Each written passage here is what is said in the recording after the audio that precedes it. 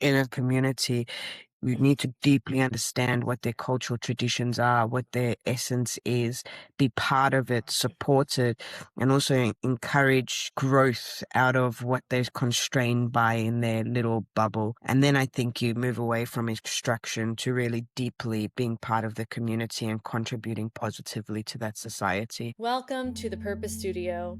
I'm your co-host, Nida El-Relami, and this is a podcast for founders, creatives, and purpose-led leaders building with heart and community in mind. We're a global studio from New York to Bali and beyond, creating a space for real, honest conversations about the journey of leading, building, and living with purpose and true impact. Each episode dives into inner transformation, conscious leadership, and bold ideas reshaping our world today. So let's meet our guest and dive into today's episode. What's going on in Live Better Creatives world right now? Exciting. What are the updates? Okay, so Live Better Creatives is definitely feeling the end of a snake year. I know not everyone will believe in or know much about Chinese, I think it's Chinese tradition, Chinese New Year tradition, astrology. We're definitely going through a big phase of figuring out what we keep for this next cycle that's going on. We're very busy with a few key projects, definitely heading into a space where we want to focus deeper on these projects and go bigger rather than just add more clients. So we're being very selective with clients this. At the moment, we're working on a few very important projects, one in Australia, one in Canada, one in Europe, one in Indonesia. And so, yeah, very exciting times. But you've caught me definitely on the end of week 1, February, where I'm feeling a little bit exhausted and I'm sleeping less and less every day. Yeah.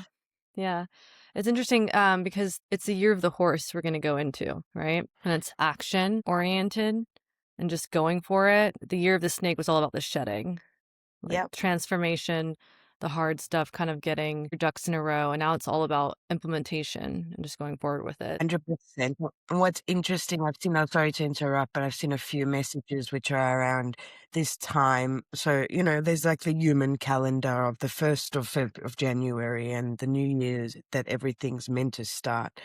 But the moon, there's a Balinese calendar, you've got the Chinese calendar, and you've got all these different types of calendars which are following the moon and nature. And I think a lot of people fall into this trap that we have to have everything done on the 1st of January and have our New Year's resolutions and be ready to go.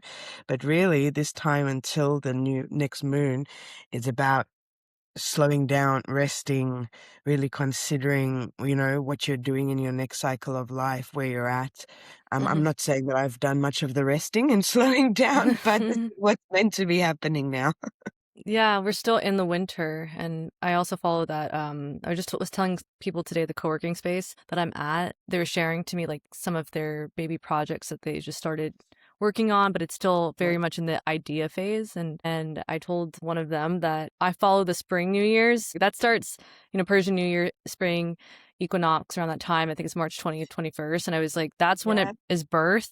So you can go slow with it. And I think that's exactly what we're supposed to be doing. It's still winter. And I know Bali doesn't feel like that, but New York is cold and snowy. You So guys it's are definitely definitely, feeling the real winter with the cold. I saw your picture when you sent me recently, and yeah. wow. And I've got a few colleagues that went from Bali to Europe, and they all got sick straight away because I think their body was just in complete shock. Wow. Yeah. Well, okay. So I just, the reason why we're getting on for today's episode at the Purpose Studio, and we have Carmen here with us, founder of Live Better Creatives and the Purpose Studio, our co-host. And so this episode is really about the recap. And so I think since we're talking about like January, February, March, we're still in that phase of closing up season 1 and starting to get into the ideas and thinking about building for season 2. We're still in that period. So I think it's a great time to kind of recap and see what we've been doing for season 1. I can read for our listeners a little recap to take them through our memory lane and some of the episodes that we've done if they've not listened to every single one of them at this point. The first season for Purpose Studio, we explored really the founder's inner journey And I was trying to make it a bit unconventional and eccentric. It was about social entrepreneurship, but our first few episodes were really asking founders to share some of that inner work and that inner meaning of purpose, so we can understand how it then translates into their social impact, how they are building for a community. And we had some on the more eccentric creative side. We had death doula and birth doula come in to the episode to talk about that metaphorical, symbolic birth and death, about life transitions and ideas and going through phases, as we were speaking about the shedding and getting into the year of the horse, where it's the action. So it's all related, and we can use these things to understand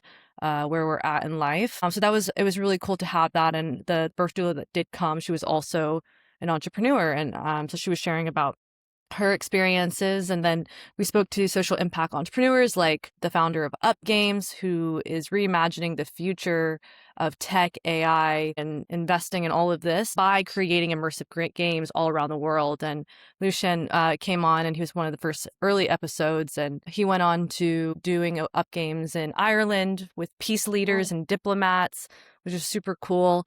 And I wish I went to that, but I didn't. And then he went to Bhutan as well, and he did some really cool games. And I know he's working on his venture, having an AI component where he's working with indigenous leaders and wisdom keepers to bring in data to help feed this AI, so people can ask questions about building impact and like how they can move their ventures forward, and ask these really crucial questions about society, community, and how to come at it with an ethical lens based off of indigenous wisdom. So he's doing some amazing things, and he was able to do a podcast with us. And then, to keep it kind of short, we also talked to Thousand Faces COO.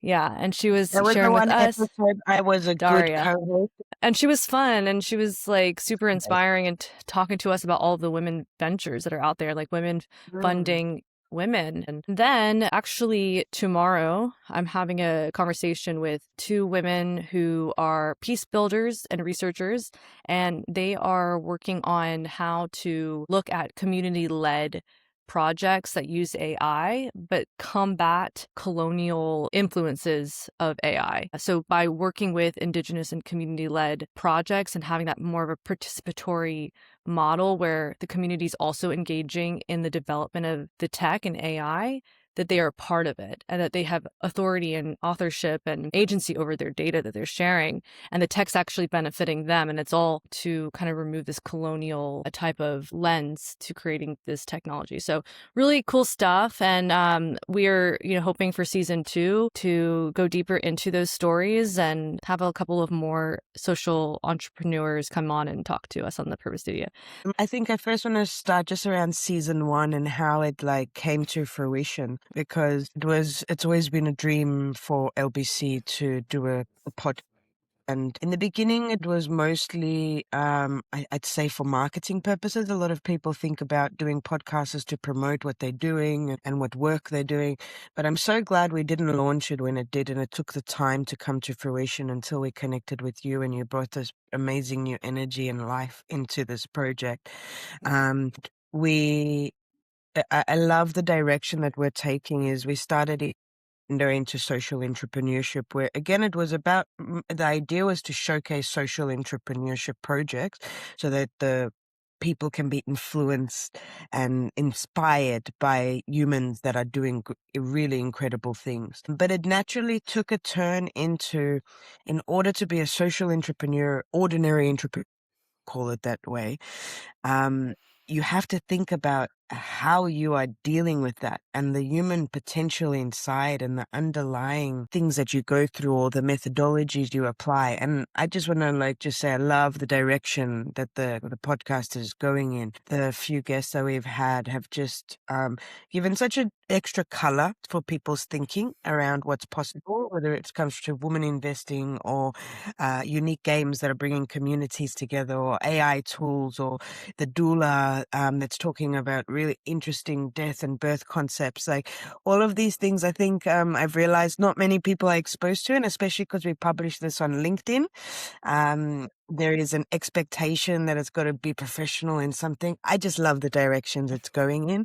And I'm really excited for season 2 to go deeper into the human potential and like this underlying thing that happens with us as entrepreneurs. Because, you know, even me coming here today, I'm all chipper and happy. I've had a shower. I'm ready to go. But I've had a really hard year. Like, it's been really busy. And when you're working with projects that are trying to defy the norms or create something really big or bring a network of people together from different countries, whatever it is, it's really challenging. And for me, the only thing that keeps me going is that I wake up. I had like 4 hours of sleep because I was up late. We're launching the European Sustainable Industry Summit registrations for members today. And so like was up late with checking all the team's work. They all did an amazing job. Waking up, even with little sleep, excited to have this conversation, excited to go into another full day of meetings and do things. I just know I'm in the right space. And I'm really excited about season 2, showcasing more people who have got this passion and excitement for what they do, but exploring more of that human potential and the underlying things of like how I still have to figure out how I'm still excited about this. But that's what I'm excited about season 2, is just going deeper in that, because people are afraid to share their true selves or their different layers on LinkedIn because it's meant to be this professional platform. I Yeah. say through it all, and we need more human in this world. Yeah, and I forgot to mention that also some of our episodes, we had 2 episodes with CEO executive coaches. And it was precisely for that they were in the beginning, because I was trying to break the mold of like what is appropriate professionally. Like you can't bring in the human experience, the emotions, but yet these executive coaches are going into boardrooms and helping leaders like go in within themselves to figure out their blocks, their self-doubts, where their stress is, how that's affecting the team. And that part is so important, because if they are not able to do that, and you don't have to like unravel and bring everything to the team or the office space, but just having this awareness, and also as a leader kind of carving out time for your team to address some of these things, speak about some of the conflict internally that they might have or externally in dynamics, you're going to lose sight of your purpose and the greater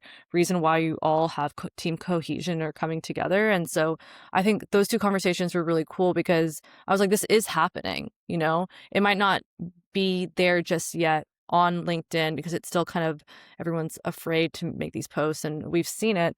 But we've also seen like so much engagement with Nicholas Skinny and his post. He's done such a great job with his audience and the content that he's put out there with his book Leader as a Healer, and he's coming out with a second book as well. But I think slowly people are catching on, and because it is the Purpose Studio, it's so important for us to, like you were talking about, discuss this human potential, because purpose, and I think I saw you post about this too recently, but purpose is like, what actually is the purpose? Like, how do we define it? Is it an end goal? Does it change? Is it there when motivation dies, when you're in the thick of it? We can talk more about that. Like, what does that mean for you and how do you kind of see it? And we can talk about Live Better Creatives, and also I'll talk about my venture, because I think there's been a lot of that shedding, and that's why purpose is kind of an interesting thing to talk about right now. Just before we go into the purpose, one topic I wanted to talk about was social entrepreneurship, and then also how that connects to purpose, because I really see social entrepreneurship in a very broad way. Everyone's got their different definitions of how they describe it. For me, social entrepreneurship is not contained by the word. It doesn't have to just be social. There's a few different layers of it, but it's for someone, an entrepreneur or a group of people, a group of executives that are trying to shift the dial or shift the needle on something so that it changes the way a group of humans or society or a system is being experienced in today's world. So I very much see that in a broad sense, because we've got a client that's in the technology space. They're definitely not got nothing to do with social impact, but they're disrupting the market by building a solution that removes all the red tapes and barriers to what companies have usually faced when they're adopting this technology. So I like to bring that out, because social entrepreneurship for me is very big. And as long as you're making a difference and trying to do something different, you're a bit of a disruptor, pushing against the norm. I see that as social entrepreneurship. And then how that connects to purpose. I love that you brought that up, because the Purpose Studio, when you first came up with the idea of the name, remember when we were ideating this and you came up with the idea, I was like, that is perfect. That's exactly what it is. Because purpose is what gets us through, but you can also get fatigue. That was the recent post that Christo's been doing on the LinkedIn page around how so many purpose-led founders can get burnout and fatigue, because even if you've got a purpose, you still need the system in place and the foundations under you, the right team or the right individual practices to deal with, for example, what I've gone through the last couple of weeks and come out of it. So purpose is important, but sometimes people are blindly led by purpose. And I definitely have been one of those people that has been blindly led by purpose sometimes, of just being a martyr, So there's this I learned from a previous psychosomatic therapist that I've worked with. You can be a martyr or an empress. And a lot of purpose-led founders end up in the martyr world, and where they are just giving everything that they have, from finances that they're generating to the energy, to their time, to the training, everything that they have to the business, because they want to achieve something. And I've done this as well, and I still catch myself doing it sometimes. It's like a constant balance of being an empress and a martyr between it. But I think the more purpose-led founders and executive teams, I like to include them, because they're just as important as the founders and are actually the cogs that make things move forward. If more people understand this idea of not being blinded by purpose, but being purpose-led, and always revisiting those things that we think are fluffy, like your vision and your mission and your values, and how that actually is lived out in your organization, and then how you treat yourself as a founder or an executive leader, and how that infiltrates everyone else in your team, then purpose-led entities and missions, I believe, can be more successful, because we get too caught up in all of these other things and forget the true reason why we're there. And then on the technology side, I'm a little bit allergic to the conversation of AI and all of that now. When I see it, I notice my automatic reaction is, ugh, I don't want to talk about AI.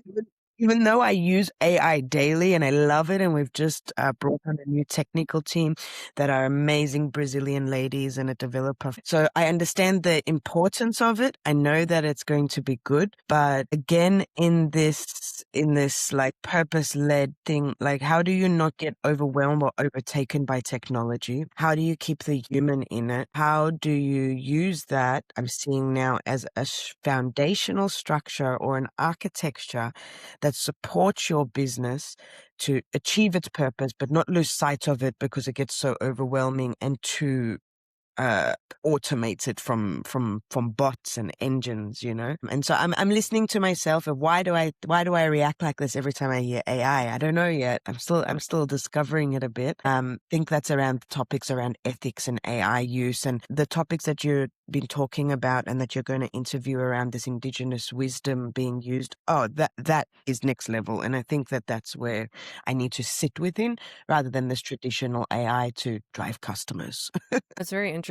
I'm excited for tomorrow's conversation too, because I'm glad that they are doing that type of research to see how, because people are not really thinking about that, like they're really excited about new tech AI solutions in developing countries, and they are all about this, and it's like they're driven by purpose, but it's not very inclusive to the people that are living there, who actually have the knowledge and know what their priorities are. So Vegeta, who's going to be speaking tomorrow, she was part of my peace building program, and she actually works in urban tech in New York. So she, but she's bringing in that lens of community-led participatory research to help them even understand how to use their tech in the climate space. Around these AI tools that are trying to get indigenous wisdom, or not even just AI tools, I'd say any Western group of people that are engaging in this gathering of wisdom and preservation of wisdom and history from communities is so much well in good intention, but places, and this is maybe a bit Indonesia centric and Bali centric, where I've seen there's no indigenous people around. Most of these people are creating and talking about these things and having all these events and talking about amazing stuff. But exactly what you said around the inclusiveness, it's not only about the inclusiveness of certain layers of society or indigenous leaders, but around letting them design the process and provide their input and making that participatory design move where you don't come as a Western person that's got all of this knowledge and experience from technology and impose how it should be done, because the indigenous people know what they're doing. They know exactly how to run things. And if we came there with an approach where it's participatory, their community designs how we create the AI or the blockchain tool, whatever it is, technology we're doing, then we'll get so much further. So I'm really excited to hear more stories about this, because I know there are people doing it the right way, but I also see a lot of instances of not involving the indigenous in this process, and then it just becomes one-sided. Yeah, just a little comment on that, because I'm very passionate about making sure that when you do anything with indigenous work, that we're speaking to these leaders and we're being driven by their guidance rather than us imposing our thoughts and ecosystem on them. For sure. I always say, like, we are collaborators if we go in as interveners, right? Like, we're never the expert. We can be partners, we can support, but my peace building professor would always say, like, when he went to Iraq for the first time doing peace building work, what he did was he listened and had dinner with the Iraqis for about like 2 weeks before they even got into how he could help and support and all these things. And he talks about it as, how I understand it, is always deep listening. And really, it's like a humble practice, right? Especially if you're coming from the outside. But they also want support and they want collaboration within the community. And so it is a balance of relationships, and we just have to understand that and respect. They will know certain things and we will know certain things, and that's how you can support the community together. So I feel very passionate about this as well. And I also feel like it's the only way.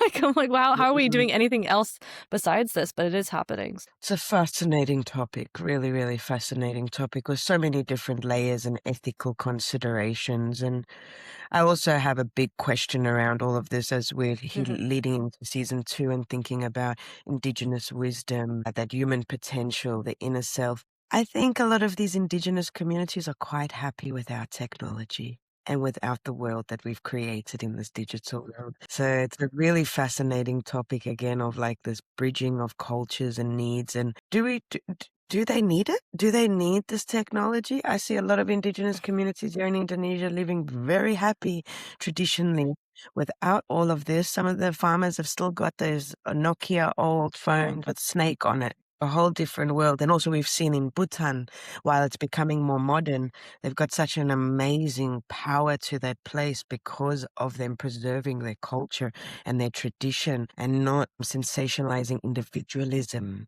and this freedom to do whatever you want. And while Bhutan's taking on blockchain a lot because of the green energy and a lot of the mining is happening there with crypto and everything, they're like stepping into the modern world, but they're able to hold identity because of this like deep preservation of their wisdom. So I'd love in the next season, as we're going through as well, this is a call out to anyone watching this, if you're doing a project on indigenous wisdom, how you preserve it, how you technology like AI or blockchain into these communities, anything around that, we'd love from you and hear about the methodologies you're undertaking and, you know, how you're approaching this, because it can help others to do it the right way so we don't have communities and we can preserve the culture in a respectful way. And what I hear from your comments too, and I think what we've been talking about for the Purpose Studio for season 2 is like going from the individual stories to the community-based stories.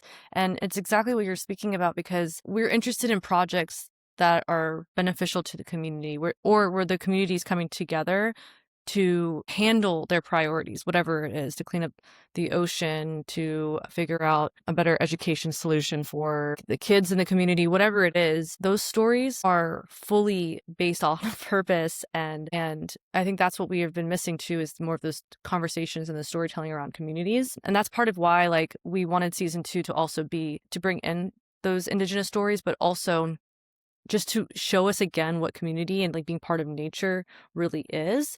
And that's what I'm excited about as well, because especially in the Western world, we get stuck in that individual self-development process. And although it's really important and I'm like all about it in my own work, and that's the conversations we invited for season 1, it also goes deeper than that, right? The next step is, okay, how is this benefiting relationally you, your teammates, the people outside of you? And this is the part that I feel is actually the heart of impact work, because it's not about like getting on some impact priority or goal that is sexy and everybody's doing it, or that you see like really large brands saying this is the hot topic right now, this is what we're going to focus on.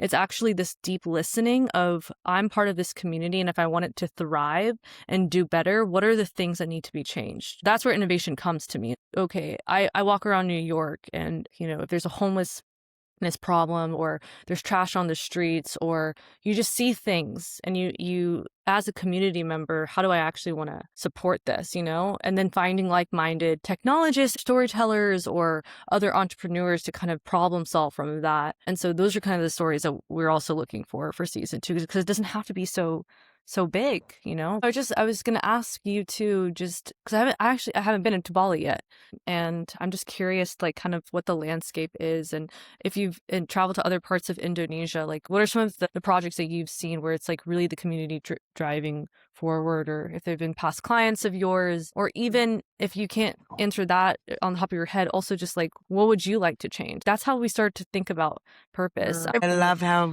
this individual versus collective discussion, because I think if we look at Indigenous wisdom, it obviously depends on the location or where they're from, but there's always this collective nature to it, right? And this collective purpose or collective understanding between people. And I think we can apply this, while some of our professional listeners might be like, oh, this is getting a little bit woohoo or fluffy or whatever it is, because it's not about like concrete things. Think this whole individual collective discussion can be applied to bigger teams in corporations, community, families. Like this whole concept between individual and collective is very, and I've got a very good example of what I would say in Indonesia, what I've seen. And it's a project that we're currently involved in on Kilabutan campus. It's in Pejeng, Bali, just outside Ubud. And the founder, or the mama steward of this place, Anima, has brought her values and love of relationships and humans into the space, and not taken over the business and the retreat center and everything that runs here as a foreigner. She's really stepped in as one of the mamas with the team. And there is such a deep focus around the number one priority is making sure all the team are respected, making sure that there's an inclusive culture for the team. Like there's a principle that we hire first from the village around us, and then we go out. So most of the team are from the surrounding villages of the street just up the top. And there's been additional properties acquired, but in protection of the land. Through that, I've seen an awareness grow from some of our Balinese neighbors around the importance of preserving their land and not just selling it off for development. And then there's also a spiritual element to this community. Like in most places in Indonesia, there's a lot of spiritual sites, or they've got, in Bali in particular, they've got their temples. And over here, we've got 1,200-year-old caves with a river gorge down, just so blessed and special. And that's the like physical markers that I just wanted to give people an idea of what it looks like. But the community and the collective that's forming here, it hasn't gone without its problems. There's been so many challenges along the way. Humans are humans. As soon as you start thinking about collectiveness and people together, community, how you bring them, you're going to introduce humans, and there's always going to be challenges along the way. But what I love is that through those challenges, community has got deeper, formed deeper, and I can really see that this year is going to be the year of really deepening those relationships with our neighbors, with the indigenous leaders around the area, to make sure that this is not a Western project that's coming here to just make money and extract. Nama uses this word a lot, extractors. Bali faces that a lot. Over here, it's about doing something different. So I can go in deeper when we finally get Anima on an episode, and when she's finished the fundraising and all the amazing stuff she's doing, to go deeper in the project. But I've definitely seen a great example of how community can be formed and how hard it can be.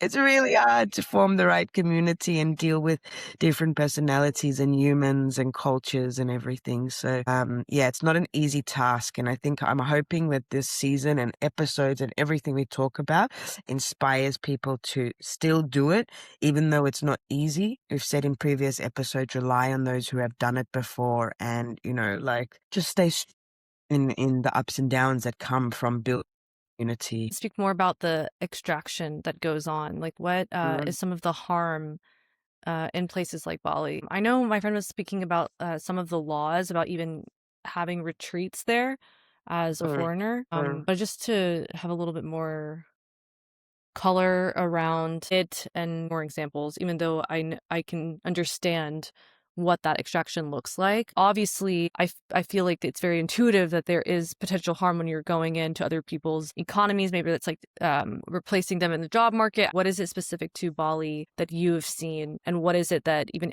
Anima is like trying to be intentional about and conscious of as she's building Kelabutan? I would say it's a very, very, it's such a big topic. It's a whole episode in itself on this. But in short, Bali is an amazing island that just either eats you up in love and wraps you up in all the goodness, or it kicks you out. And you either love it or hate it. It's a very spiritual place. When you're accepted into the island and kind of the energy supports you, a lot of people get really excited about what's possible. The cost of things are a lot different.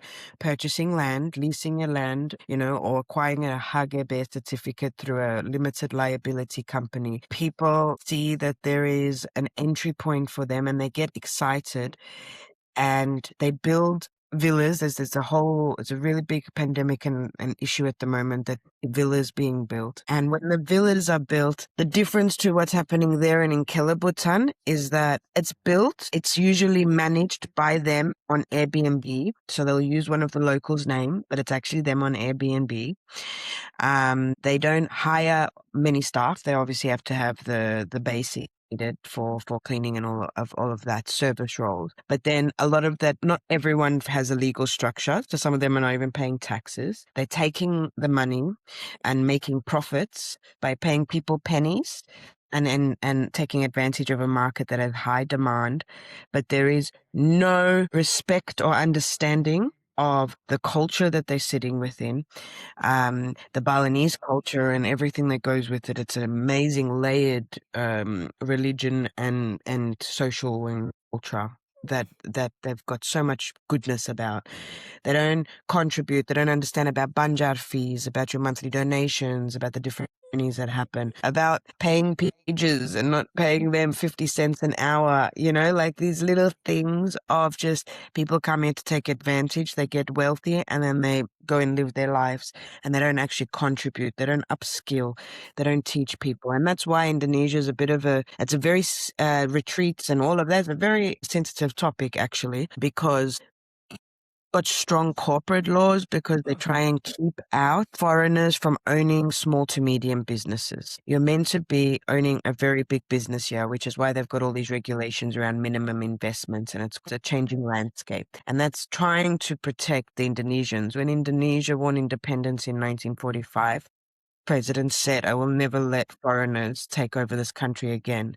They went through the Dutch colonization and control. Then they went through the Japanese, and the only reason that they won then is because of the World War II ending and everything that happened with Japan and the USA. There's just a deep context around protection in Indonesia. You've had foreigners come, see the opportunity, get so excited about it, develop something to make money without consideration of the local culture that they're within or it, and on no respect of the local regulation. And I think that that's a good example of extraction that is being referred to in this project.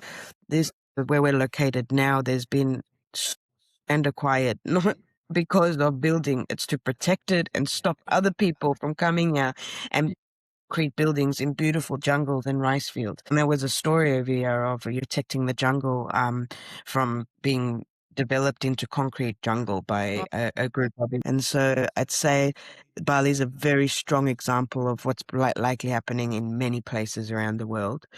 And so when we're thinking about indigenous wisdom and preservation, you can't be an extractor. You've got to change the way you think about things. And there needs to be a way for the community to fight against these extractors. Over here, they pulled together. Everyone pulled together. All the landowners agreed at a lesser price to lease this land to someone else. We could protect the river and the jungle from being developed into a concrete jungle. When I say we, it's definitely the other amazing humans in this project. I came in post this era.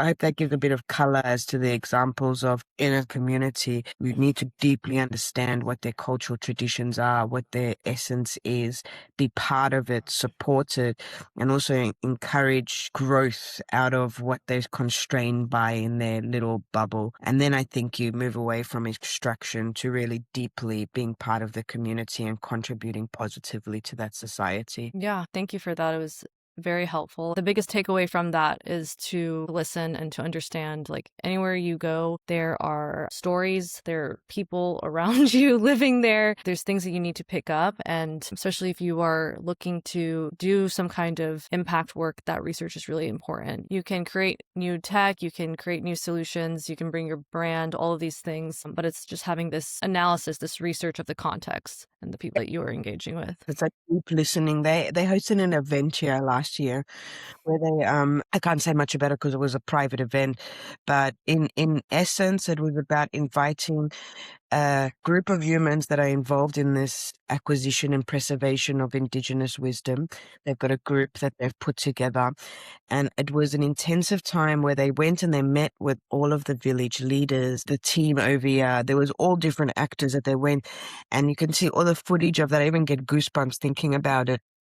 And it's an amazing girl that coordinated it, where you sit down and you listen and you gather information about how you govern your society. There's a lot of governance models and concepts that have come into you of like how this community should work. Actually, we should listen to how the Balinese govern themselves, and we can derive a lot of wisdom from that and then shape systems that rather than adding theirs into ours and us implementing it. And yeah, that deep listening and really understanding and all across, right? Even if we take it out of indigenous wisdom topics and think about professional world, your business, whatever it is, if we can deeply listen and engage thoughtfully, then we can have a different outcome. Just even some of the clients or projects that you worked with for Live Better Creatives, a lot to mention it, but just CSR Europe, right? Like it was in Belgium, the conference, and you had leaders come in from all across Europe for this conference. And, it's far away from Bali. It's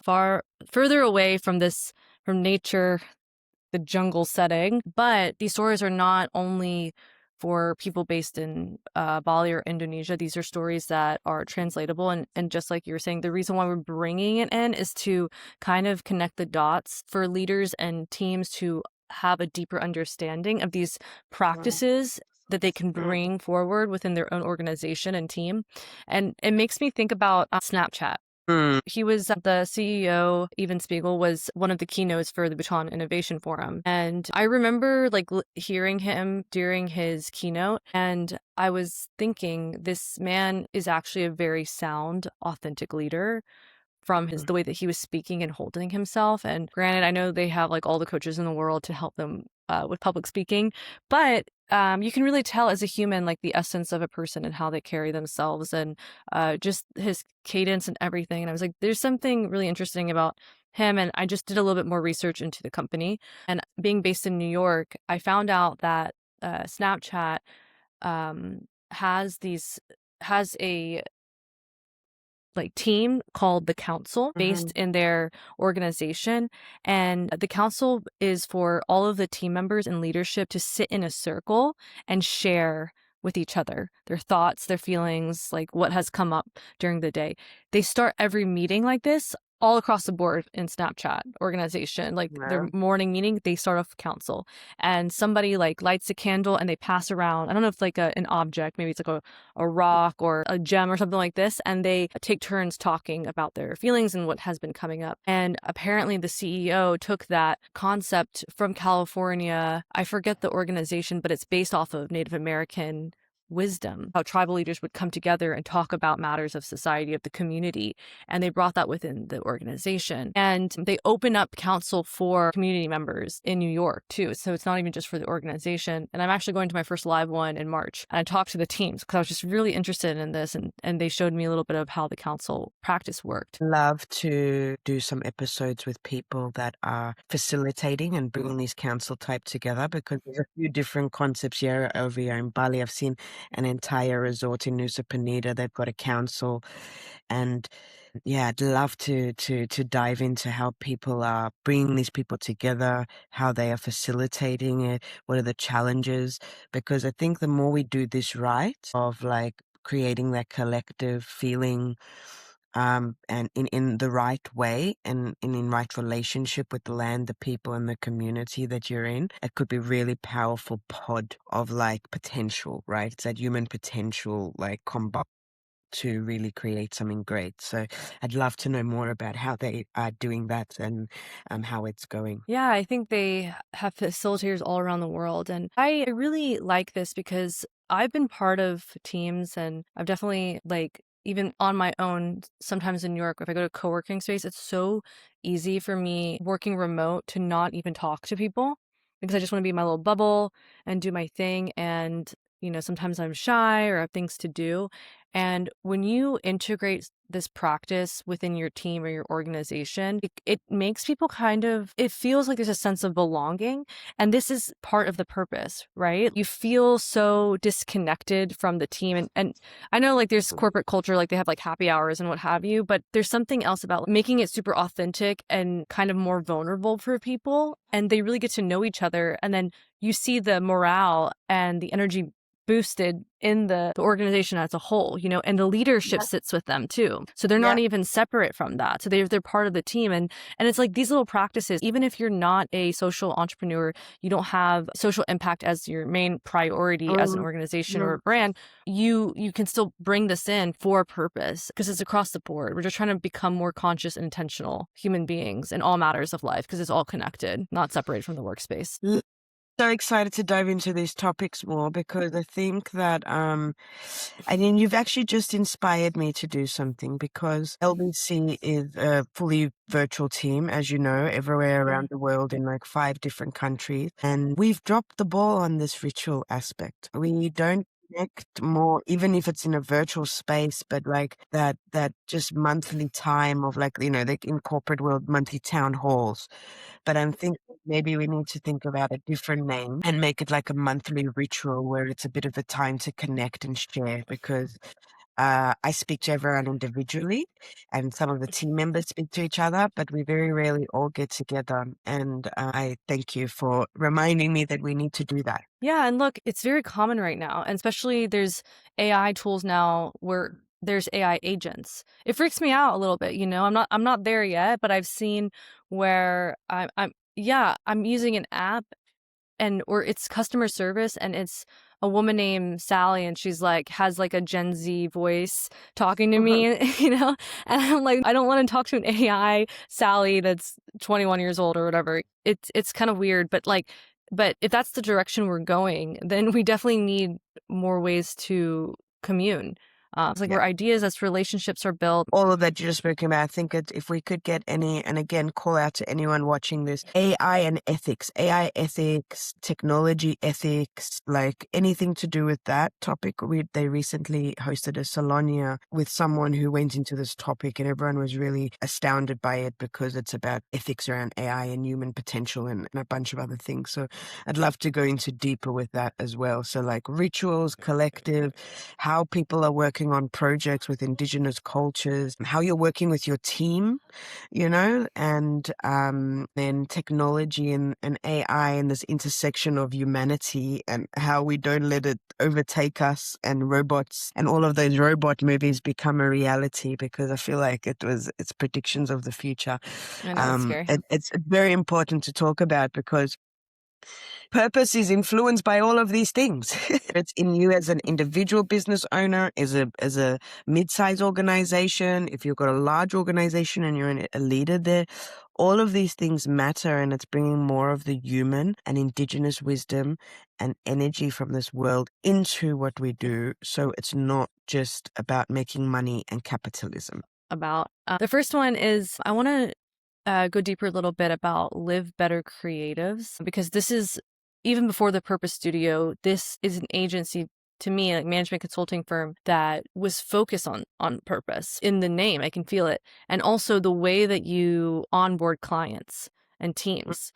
You get them in like 2-hour sessions almost, or workshops, to really understand their mission and why they're there and why they're doing it, whether that's an event or a product launch. And even when I sat in one of those workshops, it was really authentic, and it just felt good. I was like, wow, this is actually somebody who cares and has heart about what she's offering her clients, right? I just want to hear a little bit more about like the work that you do at LBC and how that brings you purpose. My follow-up question is, because you said you had a really busy week and it was a lot of, I guess, stress, or you were just working late nights and you get barely any sleep. How do you take care of your inner landscape, continue to feed your human potential for your team and the things that you were doing? I want to hear both of those things. So I think that's a good way. Wow, these are like life-changing questions, Nada. I'm so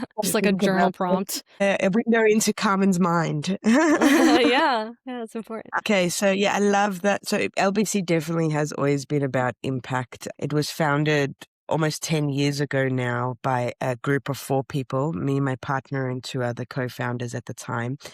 And we were definitely driven by our love for Indonesia. That was one thing. And then driven by our love for, at that stage, tourism and sustainable travel. So our idea in the beginning was, how do we facilitate and promote more of these sustainable institutions? Not because they have to be 100% eco, but they're making steps to be more environmentally aware of how they operate. So from the very get-go, I'm not going to go through the whole transition of LBC because it's been a long journey of many different changing things. But from the get-go, it was always about doing something to promote others and help them share their message and the good that they are doing. And that's kind of led us to where we are now, where I have no interest, and I know the team are like this too, have no interest in working for a project just because it pays good money. Of course, money in capitalist world drives everything, and we've definitely made decisions based on money in the past. But we want to work with people and founders and executive teams that are trying to do something really wild or big to create this collective community, to launch a sustainable initiative, to preserve land, to launch a business that makes profit, but all of these different things. And that's why we've got our onboarding process, which I'm so glad you've had a window into. And anyone who has been engaged with us or worked with me has seen this grown over time of experience of knowing what is important in projects. And we basically always do a workshop strategic, like onboarding. Most people want you to just get in and start executing straight away. But you need to understand what you're operating on, especially when you're working with communications, media, and marketing. And then in our other world, we also do a lot of legal and tax compliance consulting in Indonesia with the legal Indonesian team here. You can't build any structures or do anything until you know what your foundations are. And part of those foundations is your purpose. Like, why did you start the business? Where are you going? Is it making money? What's the business model? Are your team happy? Are your customers happy? Are you have you tried certain strategies and they haven't worked? Like, where are you at? So we're very much holistic, and I like to call them the business foundations workshop. Then you've got your marketing foundations workshop, and then you've got your 12-month roadmap, which I like to reduce to 3 months, because we just don't know what's going to happen in the coming time, and we like to be data driven. So when you do a 3-month plan, or if you think it's going to work this way, when you've uncovered and you've got your foundations, but at the end of 3 months your results are bad, you've got to change something. Allows you to remain agile and flexible in the work that you're doing. But we can go into this in another time, but most importantly, understanding, for us, we want to know who you are as a human and why you are doing the business that you're doing, whatever industry it's in. We want to know what your business foundations are and make sure you're not wasting money on engaging us to help you scale up this complex project, manage it, create need, derive a legal structure, whatever it is.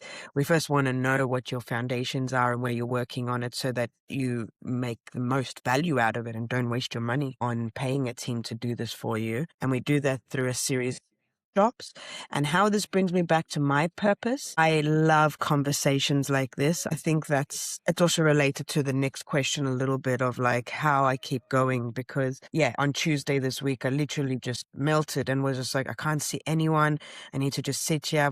There's too much volume. I don't know how to handle it. There's new team members, there's projects, there's financial pressure, there is volume pressure, there's legal pressure, there's so much pressure. But I think it's these types of conversations and the people we work with that keep me going, because I really love human potential and I love human engagement and the conversations that happen, and keeps me going. I just have got a really great group of humans around us in every area. And I definitely also do stuff like see a psychosomatic therapist, which I've now paused, but I've done that inner work to figure out emotions. What are my emotions? How are they operating? How am I operating? And I do random things on the weekend in Bali, because they've got so many interesting things here. For example, on Sunday, we went to a place called Bali Dacha, which is basically a Russian sauna in the jungle, and they've got 3 sauna inside this hammam that we went to, the first one. So you go there, you pay to get in, you put your stuff in the locker. It's in complete jungle, so you're walking up and down in stairs, and in the hammam someone was playing drum and singing.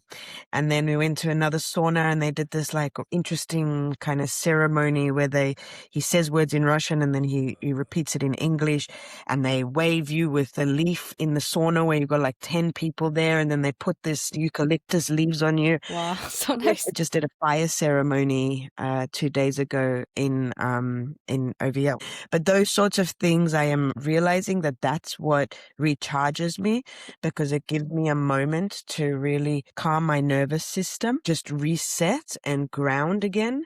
And then the next day it's like you go again. I still don't think my life is perfect, and I've got a lot of improvements that I need to make. The volume and the hours and the diversity and complexity that I'm holding is very, very deep, and I know that I need to make a change, but I'm seeing it as a journey, and I'm using these different modalities that other people are facilitating as a way to ground myself, and then also making sure that the people I work with and speak with on a daily basis I like, and then that I actually enjoy the work. And I think as soon as any of those fall out of place, that's when my wheels turn off a bit, and I don't wake up happy. So a little bit of both. It's so beautiful, because I know this is even with my venture Peace Lab, and I'm going to explain, like, in Peace Lab, the last year has been a lot of the infrastructure and operations building alone. And I kind of like lost the creative part of it, where I was just like producing content around peace and inner healing for outer impact, because I had to build. And I went through my own challenges, like emotionally, like becoming a new leader. What does that even mean? Do I even have that? Like, a lot of the self-doubt was coming in, just trying to like start something new. I'm about to turn 30 this summer. So it was a lot of newness for me.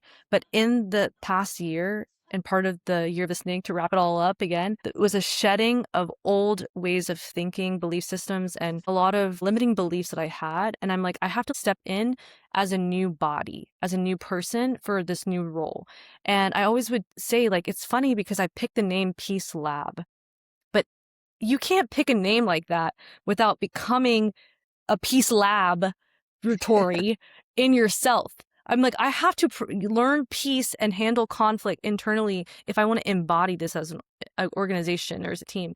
And I see that for you too. Live better creatives. What does it mean to live better as a creative? It's a transformative journey. And so if you're not going into the eye of the storm, going into the chaos, like, that's being emotional, but like, going into all of this and facing these challenges, you're never going to learn to live better. And it's also living better in these moments. That's actually the key. We always say peace is not void of conflict. Peace is in conflict. It's in chaos. You're not running for it because it's inevitable. It's going to be there.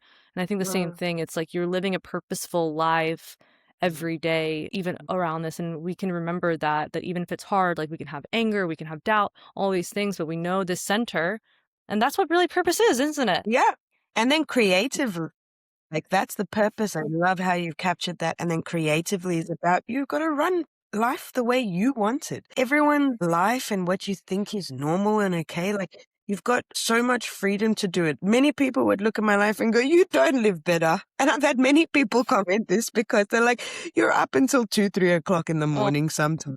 You're doing 80 hours a week, all of this. But I've learned that that's not the right way to think about it. I'm living very creatively differently than many of my, peers that I went to law school with that are living in Sydney and Australia and top lawyers. Like, yes, I'm living a very different life and I probably work more than most people, but purpose that matters to you, your life and what's creative for you, like freedom. People need to realize there's no boxes. You can create what you want as long as you keep to yourself and, like me, are true when you go, I've melted today, something's not right, I have to change it, or I need to fix things, or I need to adjust. Okay, this is not going so right. I don't want to work 80 hours next week. Like being honest with yourself in those conversations and working through it. It's amazing. Yeah. And freedom is choosing how to respond in these moments. And that's the price you pay. And so that's awesome that you're like, I get to actually the free will to decide to take a break today. So I think that's great, Carmen. Thank you so much. I'm excited I'm really excited to I'm really excited to kick it off and get into the next. And maybe just in case this is useful to share with anyone in the right context, we definitely want to partner with people in this next journey of the podcast, looking for other co-hosts that can share the cost in production and distribution of this, because there obviously is a cost part, as long as it's a benefit to both partners. Or if there's sponsors out there and anyone who wants to have an episode and has some extra CSR funding or purpose funding or marketing funding, whatever it is, we can have conversations around that, because we've got a few sponsorship options so that we can really expand this and scale this into new studios, in person, offline, new countries. There is so much potential with this, but we definitely need a bit of support as we're getting this off the ground. So just a kind call out to any of those people that are interested in co-hosting or sponsoring this upcoming season. Get your cool team members or your leaders involved in our podcast and have their conversations told. All right, darling. It's been so nice to speak, and I see you on the next episode. Yeah, I'll see you. Okay, bye, Carmen. Bye. Talk soon. Bye-bye.